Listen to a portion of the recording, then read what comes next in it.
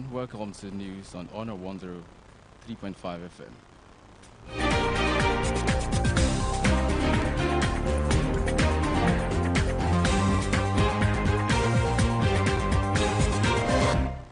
I am Anulo Oyejide, but first we have the headlines. Pensioners raise alarm over hardship in Nigeria. Sanusi exonerates Tinubu from economic nosedive. Oyo government supports SMEs with 500 million naira. And on the foreign scene, Trump suggests discontinuation of support to NATO. And now the news in detail.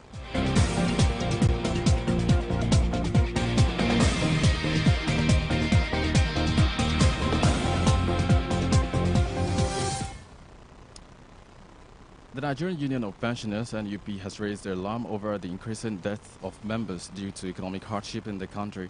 President of NUP, Mr. Godwin Abumisi, who spoke in Abuja, said no fewer than 1,500 NUP members had died in recent times due to economic hardship and high cost of living in the country.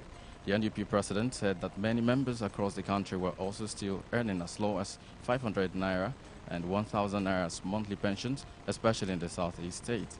According to him, the states that pay very low pension also include Borno, paying 4,000 naira, Gombe, 8,000 naira, Jigawa, 12,000 naira, Katsina, 7,000 naira, Kogi, 5,000 naira, Kwara, 3,000 naira, Niger, 4,000 naira, and Taraba State, 5,000 naira, among others.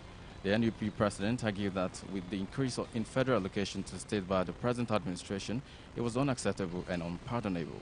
According to him, the interest of fairness and justice, NUP will demand not less than 100,000 naira as the national minimum pension to the tripartite committee, as anything short of that would incur the wrath of the pensioners who were hard hit by the prevailing economic hardship occasioned by the ever-rising cost of living.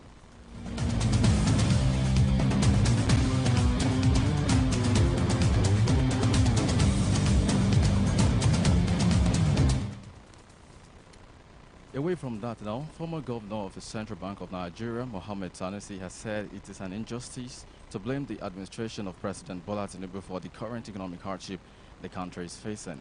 Sanusi said the country is battling a failing economy due to mismanaged economic policies of the past 8 years. He stated this while speaking virtually on Sunday at a religious event in Abuja.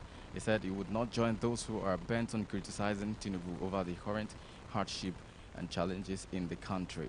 During his inaugural speech in the 2023 after the general elections, Tinubu announced the removal of fuel subsidy. He stated that the country could no longer maintain it, noting that trillions of naira yearly spent to sustain the subsidy were meant to better the healthcare and transportation sector, schools, housing, and national security, among others.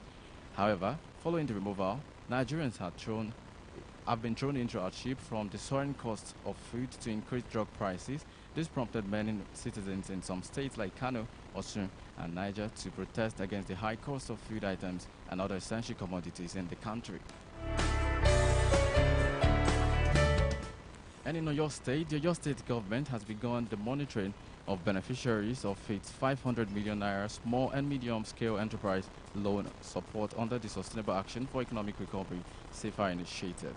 The State Commissioner for Budget and Economic Planning, who also doubles as the chairman of the SAFER Small and Medium Enterprises SME Subcommittee, Professor Musibao Obatunde, led members of the subcommittee on a monitoring and evaluation visit to participating microfinance banks and some beneficiaries of the loan in Ibadan, Oyo, and Ogbomoso zones of the state.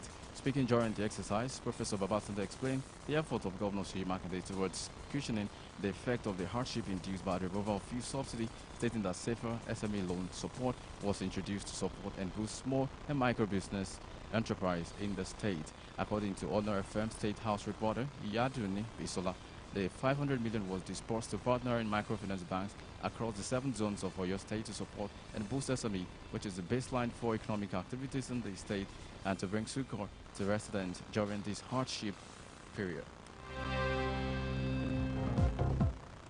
Away from that as well, the International Monetary Fund has said stalled per capita growth, poverty, and high food insecurity have worsened the ongoing cost of living crisis in Nigeria.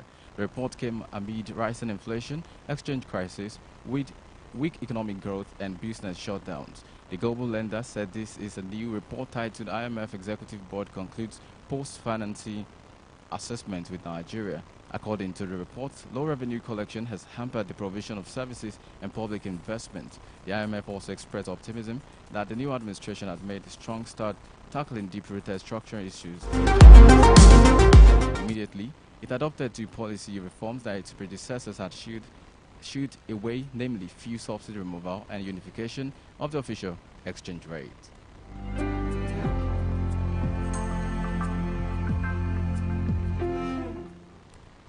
Shortly away from that as well, the Western Military Alliance of North Atlantic Treaty Organization, NATO, has said that Donald Trump's suggestion the U.S. would not protect NATO allies, failing to spend enough on defense, undermines all security moves by the body, suggesting that it puts U.S. and European troops at greater risk. Republicans said he had told allies he would encourage Russia to attack any NATO member that failed to meet the alliance target of 2% of their GDP. He said this while addressing the crowd during a rally in South Carolina on Saturday without mentioning any particular country. However, members of NATO have said it's committed to defending any nation in the bloc that gets attacked. Meanwhile, President Joe Biden called Mr. Trump's comments appalling and dangerous, suggesting his predecessor intended to give Russian President Vladimir Putin a green light for more war and violence. Mr. Trump has long been criticized of NATO and what he sees as an excessive financial burden on the United States to guarantee defense of 30 other nations.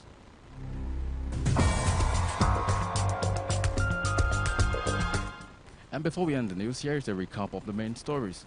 Former Governor Central Bank of Nigeria, Mohammed Sanusi, has said it is an injustice to blame the administration of President Bola Tinubu for the current economic hardship the country is facing. And in Oyo State, the Oyo State government has begun the monitoring of beneficiaries of its 500 million small and medium-scale enterprises loan support under the Sustainable Action for Economic Recovery SAFER initiative. The International Monetary Fund has said stalled per capita growth, poverty and high food insecurity have worsened the ongoing cost of living crisis in the country. And on the foreign scene, the Western Military Alliance of North Atlantic Treaty Organization, NATO, has said that Donald Trump's suggestion in the U.S. would not protect NATO allies, failing to spend enough on defense undermines all security.